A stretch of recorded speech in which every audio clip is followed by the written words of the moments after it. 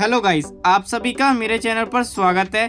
और आज मैं बनाने वाला हूँ हैप्पी लेबर डे पर एक सुंदर सा कार्ड। वीडियो गाइस पूरा एंड तक जरूर देखना। वीडियो अच्छा लगे तो गाइस वीडियो को लाइक कर देना और मेरे चैनल को सब्सक्राइब कर देना और वीडियो को शेयर भी कर देना अपने दोस्तों के साथ। Thank you guys.